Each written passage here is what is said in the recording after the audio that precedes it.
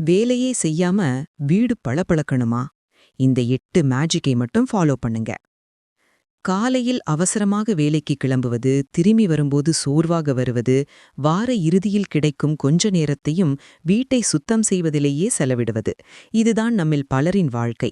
ச்சே, வேலையே செய்யாம நம்ம வீடு மட்டும் எப்போதுமே சுத்தமா பளபளன்னு இருந்தா எப்படி இருக்கும் என்று ஏங்காதவர்களே இருக்க முடியாது.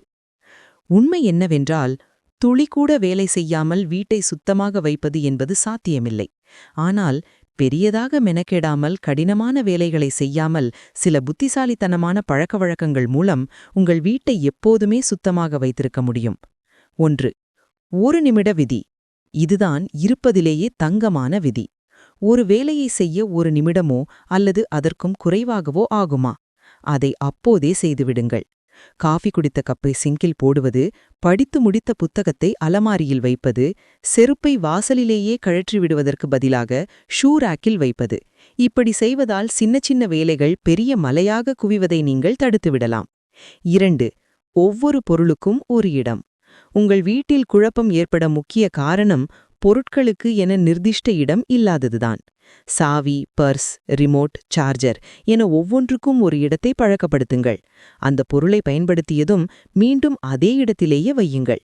பொருட்கள் அதனிடத்தில் இருந்தால் வீடு தானாகவே 50% சுத்தமாகிவிடும். 3.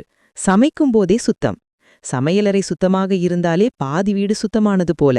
சமைத்து முடித்த பிறகு பார்த்தால் பாத்திரங்கள் மலை போல குவிந்திருக்கும், மேடை முழுவதும் சிதறி கிடக்கும். இதற்கு பதிலாக சமைக்கும்போதே இந்த வேலையை செய்யுங்கள். குழம்பு கொதிக்கும் இடைவெளியில் பயன்படுத்திய பாத்திரத்தை கழுவிவிடுங்கள். காய்கறி வெட்டிய உடனே குப்பையை அகற்றிவிடுங்கள். 4.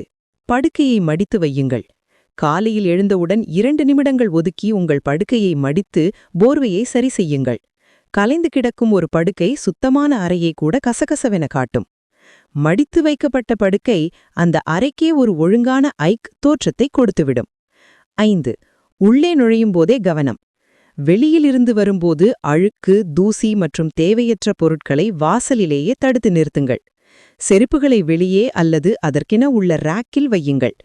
கையில் கொண்டு வரும் கடிதங்கள், பில்கள் போன்றவற்றை உடனுக்குடன் அதற்கான இடத்தில் வையுங்கள். தேவையற்ற காகிதங்களை அன்றே குப்பையில் போடுங்கள். பொருட்களை குறையுங்கள். இதுதான் உண்மையான வேலையே செய்யாமல் இருப்பதற்கான ரகசியம்.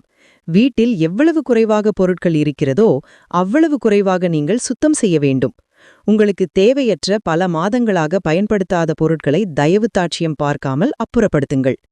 7. சுத்தம் செய்யும் பொருட்களை கையருகே வையுங்கள்.